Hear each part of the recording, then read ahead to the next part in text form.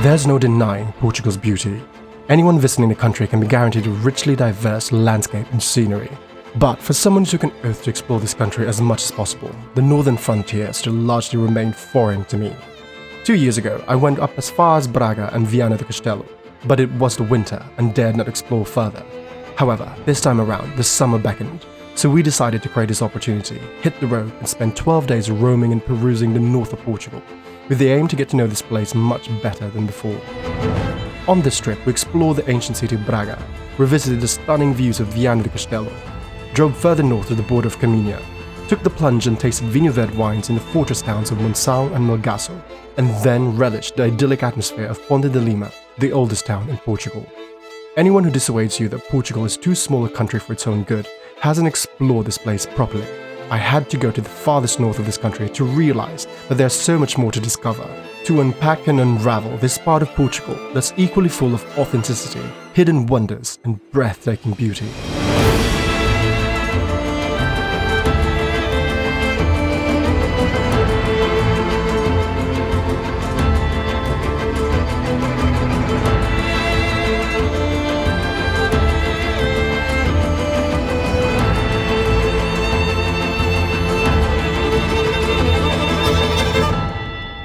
Good morning. We are in Castelo, this car rental company in Lisbon, just outside the airport, and this is where we're going to pick our car to go on a road trip to the north of Portugal. This is where we've been renting cars for the last 2 years, and their service is just so great and so efficient. With affordable booking rates, super helpful customer service, this is my go-to car rental company whenever we go on a road trip everywhere in Portugal. Thanks to Castelo for providing us this SUV and for helping making this road trip a possibility.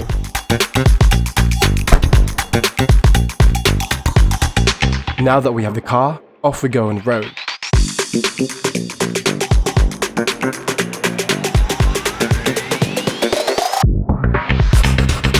Our first stop is the beautiful ancient city of Braga.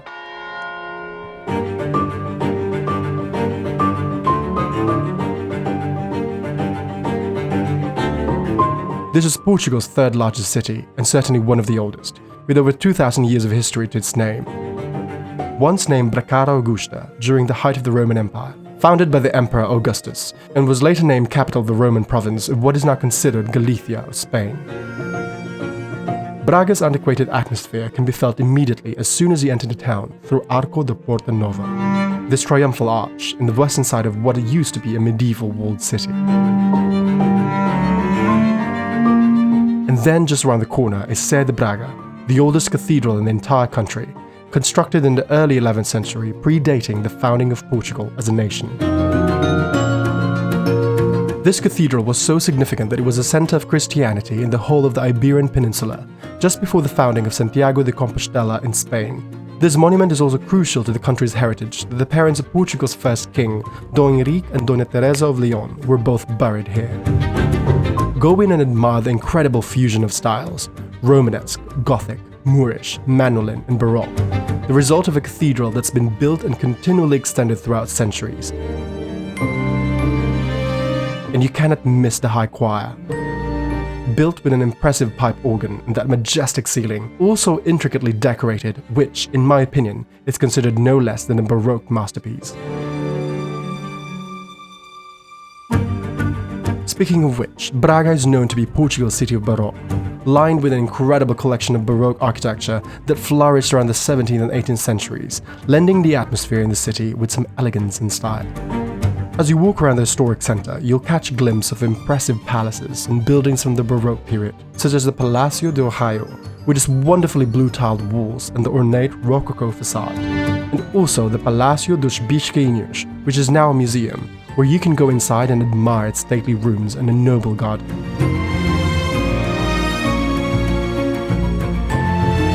If you must notice anything in the city, it's a staggering amount of religious buildings.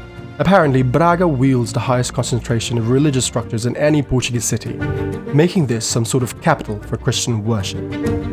I've read that Braga has an impressive portfolio of 82 churches, 76 chapels, 2 sanctuaries, a basilica, and a cathedral, which is the oldest in the country. But if you must visit one, well, it has to be the most iconic of them all, the sanctuary of Bom Jesus do Monte.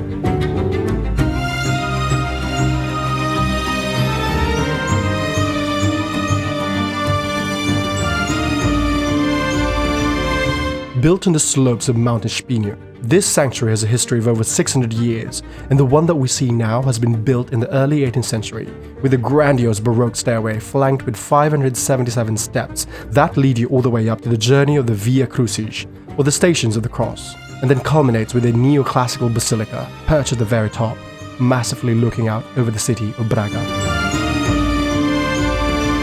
This is now a UNESCO World Heritage Site, and undoubtedly one of the most monumental structures you'll witness in Portugal. Personally, I thoroughly enjoyed Braga. Walking through its delightful, vibrant streets is a breeze, subtly noticing the city's balance between history and modernity. Even walking through some of the city's oldest parts, with spectacular gardens that are stuffed with the most colourful flowers imaginable, the vibrancy here is matched by a younger crowd, thanks to being a university city, contributing to its lively streets and cultural atmosphere. I read that a few years ago, Braga was listed as one of the top 10 cities in Europe to live in, judged on the satisfaction of its residents with the quality of living. Could it really be Portugal's happiest city? Well, it's definitely one of the friendliest. It felt really great to be in Braga. You know what else I love about Braga? The conventual desserts. We went to Frigideiras de Sé to try a few, but the best and most iconic is the bracarense, made of a crunchy cookie base, egg yolk cream and lots of almonds.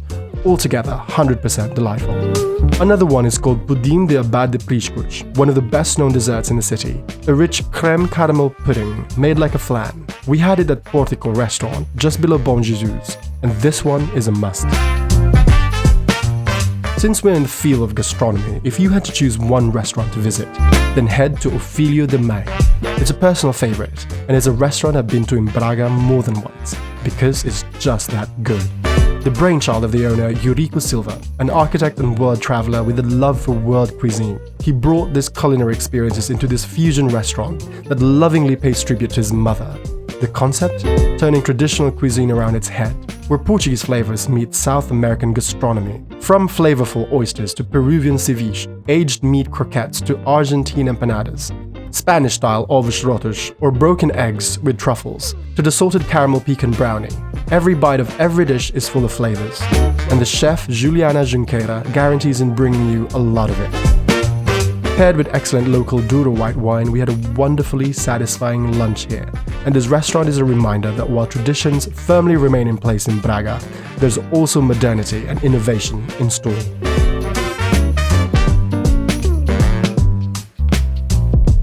On the way out of Braga, we headed north to refresh ourselves from the heat of the summer.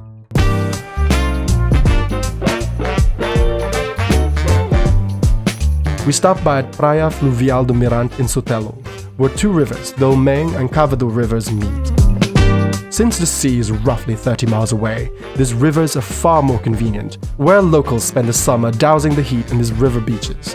And we get to enjoy it too, soaking in these waters, to get a much-needed swim before we head off to our next destination. We left Braga and entered into the northernmost district of Portugal, Viana do Castelo, and I couldn't be more thrilled to explore this curious, obscure part of the country. During our time here, we've had the most tremendous offer, which we truly couldn't resist. A privileged stay at one of the most beautiful properties in Viana do Castelo district. One that's quietly hidden along the coastline of Costa Verde, the unspoiled, pristine green coast of northern Portugal. This is Quinta do Monte Verde.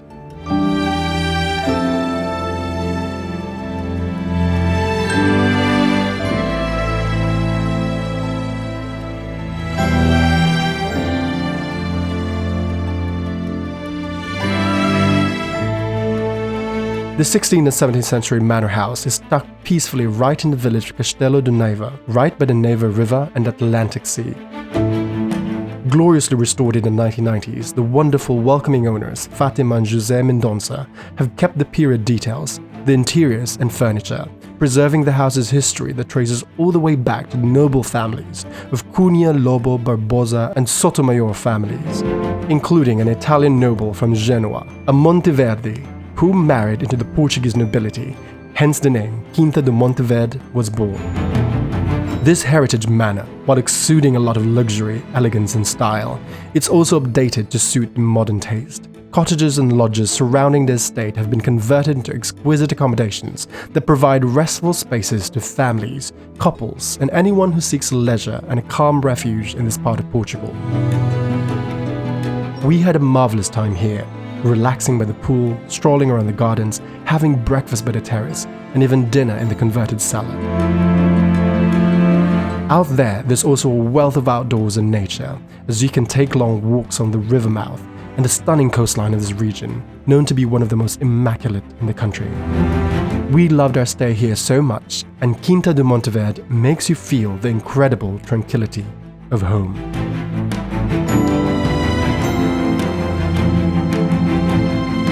Being situated along this coast also means a lot of quality time and enjoying a lot of fresh and great seafood. In the village, there's o Tasco Regional, where you can feast on scallops, razor clams, grilled octopus, and a variety of petiscos. Nearby, there's also Tasca de Gomes, I'd say the best place to eat fish, the freshest fish imaginable. First, we had a great helping on garlic prawns, and then came the grilled sea bass, a fresh catch from the sea. And we also tried his dessert with pumpkin and almonds called clarinha de faun, a local pastry in this region. For a great sunset meal in this area, we headed to Praia do Amorosa and sat outside Mar Dentro, where we had even more prawns, and then skewers of grilled squid and pepper, enjoying the sea view as the sun goes down. We spent the next days dedicating time to uncover the depths of the Minho region, and we began with the little-known Viana do Castelo. I say little known because to foreign visitors, it's still very much under the radar. But for the Portuguese, the city prides itself for its rich heritage of historical and cultural significance, its connection to the age of discoveries, where ships used to sail out from, explore and trade with the rest of the world. Go to the historic centre, the heart of which is Praça da República, and you'll see a panoply of excellently preserved medieval and heritage buildings, like the 16th century Old Town Hall, and the Renaissance architecture Misericordia Church that begs your visit. It's known to be one of the finest Baroque interiors in the country, with an impressive display of Portuguese tile work and frescoes.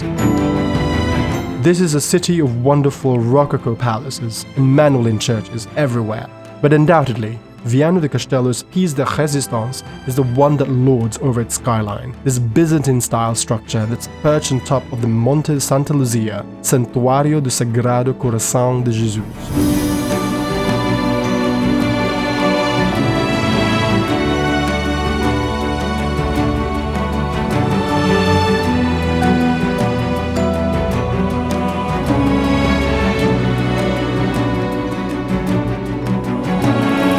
The sanctuary itself is an inspired riff on the Sacré-Cœur Basilica in Paris, but the spectacular view is entirely originally on its own league. Up on this hill, you can see a show-stopping scenery that National Geographic named it the third most beautiful panorama in the world.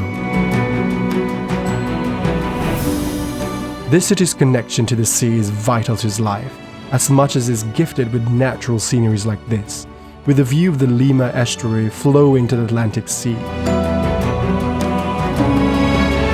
For lovers of the sea, across the city, there's the long, golden, sandy beaches of Praia do Cabedelo, famous for all types of surfing, including wind and kite surfing, and for a pure Costa Verde experience.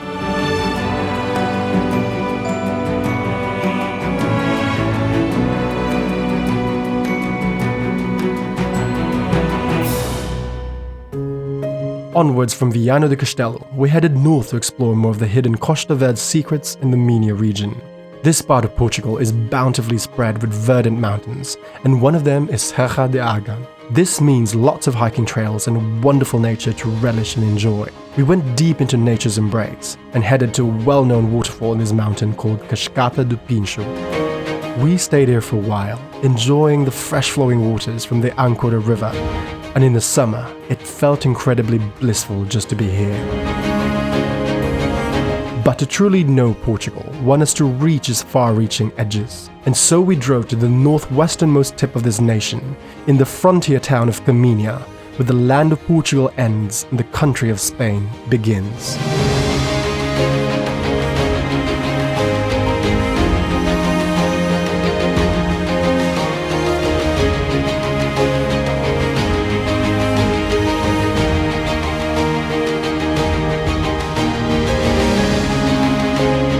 The beaches of Caminha are some of the most dazzling and exquisite I've seen in Portugal, a stretch of coastal beauty that sits gracefully at the mouth of River Minho, facing Galicia, Spain. It feels slightly surreal being here in the extreme north of the Portuguese lands. It's common knowledge in this country that the further north you go in Portugal, the grander the history, the older the traditions. The story of Portugal began in the north, after all. Lying along the banks of the calm and peaceful River Minho, facing the Spanish border, are medieval fortress towns that have all stood the test of time.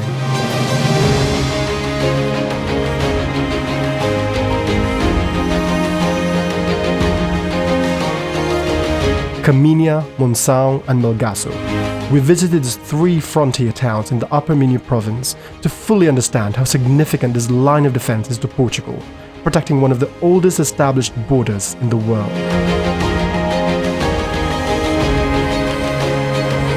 Caminha, for example, is the first line of defense in the north and has survived multiple sieges across centuries. This defense line runs all the way to the municipality of Melgaço, where a 12th century fortress has been standing like a sentinel ever since the founding of Portugal as a nation. So strategically placed to rally and defend this small country against a heftier power next door. And halfway between the coast of Caminha and the mountainous Melgaço is perhaps one of the most momentous towns in all of the Minho province, the historic fortified town of Monção.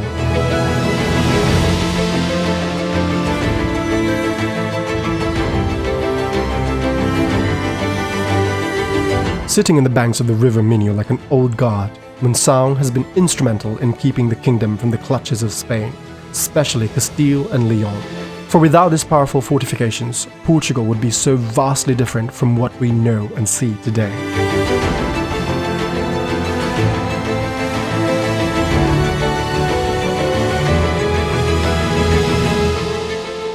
The old quarter of Monção is a typically Portuguese collection of cobblestone streets, medieval churches, and noble buildings. There's also a square and fountain built as a tribute to a local heroine, Deu Ledeu Martins, a battle tactician who saved Monção from the Castilians with just loaves of bread, a story that's now become legendary. But without a doubt, as you walk around the town, the main iconic feature here is the Fortaleza do Monção, with walls that wrap around the place, serving ramparts and walkways that offer the best views of the riverside. You can come here for a long, lovely walk and enjoy a truly bucolic, peaceful experience surrounded by nature.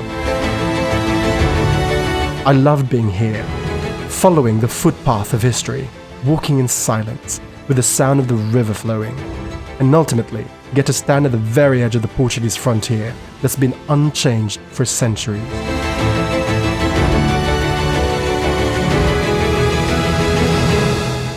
Apart from history, there's also another thing vital in this region. This northwest corner of the country is home to the largest denomination of wine production in Portugal, also considered one of the largest and oldest wine regions in the world, the home of the Vinho Verde wine region. Vinho Verde, as you might have heard of think, doesn't necessarily refer to the color of the wine, but rather referring to the name of the region itself, characterized by a naturally lush, eternally green landscape. And this term also pertains to the characteristics of the wine, defined by freshness and youthfulness, a specific profile that's unique and beloved around the world. And what's better than to explore these wines where the historic region was established, here in Monção and Melgaço.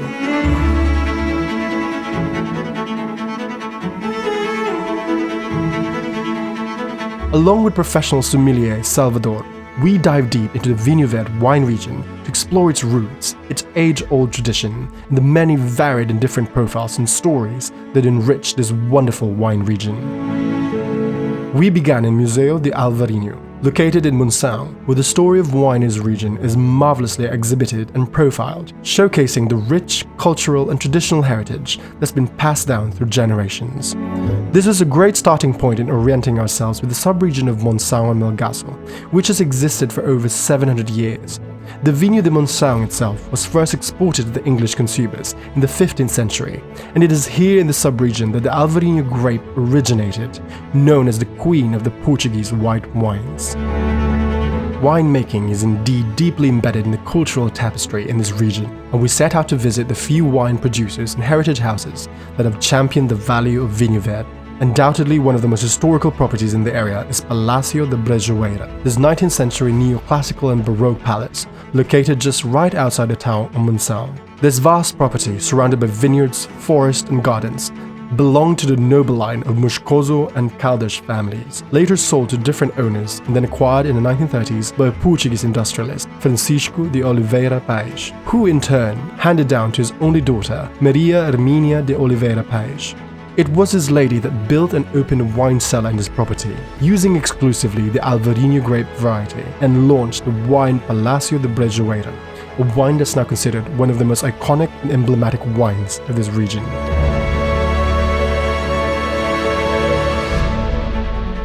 Speaking of iconic, another wine producer in this region is the internationally renowned Solar de Serrat. Featuring a 17th century manor house set against a beautiful landscape on the outskirts of Monção, this historic and noble property has vineyards and winemaking facility, producing wines for the last 25 years. We spoke to the owner and producer, José Adriano, who welcomed us to the property and shared the story of his wines. Here, he emphasized the importance of Alvarinho grape, making up 90% of his wines, and we tasted the flagship wine of his house, the Alvarinho of Solar de Serrat. E fala-nos do vinho, como é que descreve este vinho? Nosso vinho é um vinho com notas minerais. Minerais porquê? Porque o nosso terreno é granítico. Então dá estas características ao vinho. Ok. The lands here influence the character and flavor of the wines, and Solar de Serrat is commendable in creating quality wines from this landscape, especially this bottle, which according to Salvador, is the best late harvest in Portugal.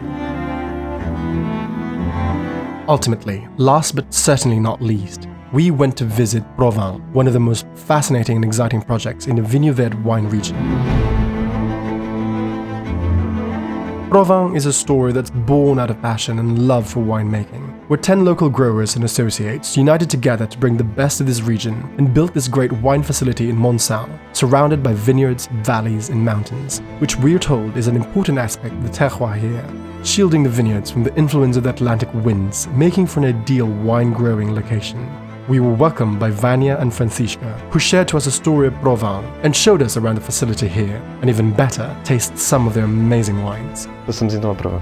Sim? Vamos provar alguns dos nossos melhores. We ask which wine they consider as a flagship bottle, and without a doubt, they say it's Portal do Fidalgo. Mas o vinho que mais nos define neste momento é o Portal do Fidalgo, que é o nosso 100% alvarinho, aquele vinho genuíno. Eu costumo dizer a quem nos visita que é tudo o que nós esperamos de um alvarinho. É o frutado, o fresco, é desde o território num copo. Isto é alvarinho de Monção and Melgaço. Provence kept surprising us. The grapes and all the elements work together to provide stunning wines.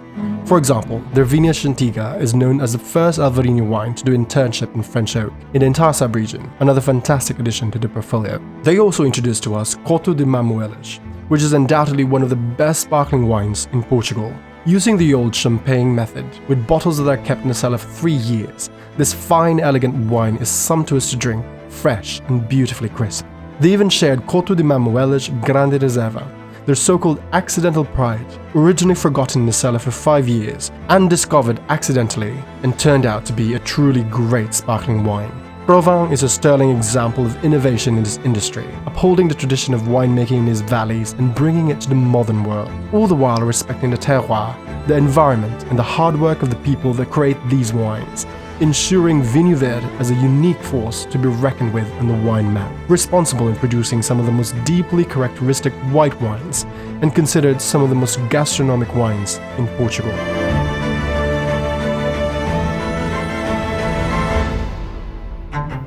After soaking up the wines of Vinho Verde, we quietly made our way down to the last 2 destinations on our trip. These 2 peaceful historical river towns along the Lima River, east of Viana do Castelo, Ponte da Barca and Ponte de Lima. We visited Ponte da Barca first, this town that's ruled by the river, a 16th century bridge, and a sprawling vista of lush mountains at the backdrop. After all, this town sits at the foot of the Peneda Gerês National Park. It's worth walking along the old town, admiring the Manuelin Pillory and the Pombalin Market, as well as Church of Ponte da Barca, which is a national monument today. But the real surprise here is a tranquil atmosphere, Located at the heart of the valleys of Minho, this town feels like it's situated at the gates of a green heaven, where you can enjoy a great summer, freshening up along the banks of the Lima River and enjoying the sun. By the way, since you're in this region, I highly recommend digging into the local cuisine, especially this incredible dish, arroz de serrabulho, a rice dish stewed with various types of meat, cooked in pig's blood and vinegar. This is a regional gastronomy here, and I'd go back again in a heartbeat just to have this. It was absolutely delicious. We had this at the restaurant São Nicolau on our way to Ponte de Lima, which leads us to our final destination.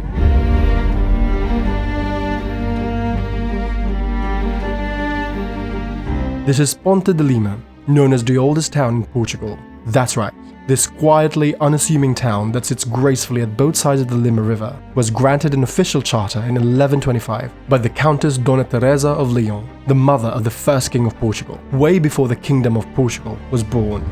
I've witnessed quite a few Portuguese towns in my explorations, but suffice to say, Ponte de Lima is hands down one of the most serene, beautifully preserved towns I've seen in this country, surrounded by a glorious, luxuriously verdant landscape. Walk across the medieval stone bridge, built alongside an ancient Roman one. This is known in the medieval times as the only safe crossing point for pilgrims from Braga en route to Santiago de Compostela in Spain. In this town, heritage speaks volumes. A brief jaunt around the town shows you its captivating legacy. The Kingdom of Leon had its court here, which explains various medieval architecture, with towers, churches and keeps. But beyond that, walking around here feels like stepping back in time. Lastly, the Lima River beckons you to its slow-flowing rhythm. And it is here that our adventure in northern Portugal comes to a conclusion, as we appreciate the sunset and the beauty that this place provides.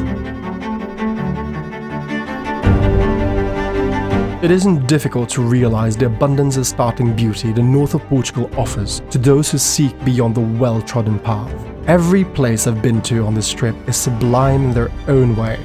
Going further to the north of Portugal made me appreciate even more the great, bountiful history and scope of this country.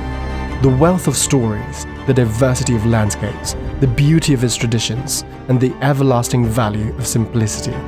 I am a foreigner in a foreign land, and only through exploring and wandering around these lands will I ever know the sheer depth of Portugal, to make it less foreign, to make it feel more like home.